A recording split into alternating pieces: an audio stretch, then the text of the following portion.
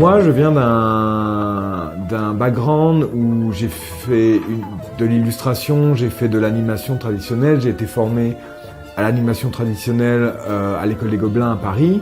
Et c'est quelque chose qui m'a beaucoup marqué dans mon enfance avec les jeux de Dave Perry par exemple, comme Aladdin ou Swan Gym ou Cool Spot, qui étaient animés à la main, frame by frame, et qui moi m'a sûrement converti à l'animation et qui m'a orienté vers ça.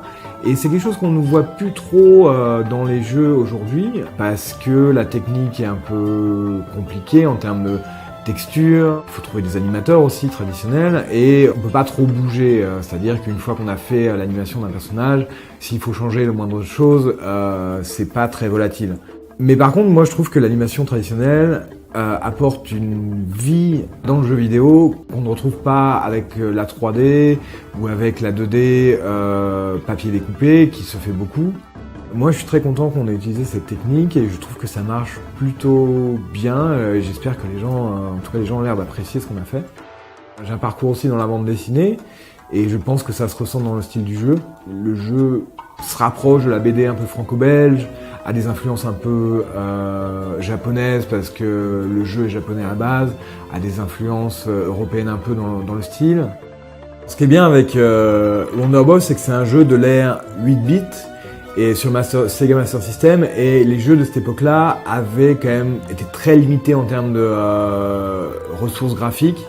Donc le jeu, il y a un énorme potentiel pour pouvoir le refaire. Un jeu qui était en gros pixel art sur Sega Master System, on peut rajouter des choses sans trahir le jeu original. C'est de l'ordre de l'interprétation et je pense que les gens... ce que j'ai essayé de faire, c'est d'interpréter les jeux comme ce que je pense que les créateurs originels auraient fait à l'époque s'ils avaient eu les moyens techniques.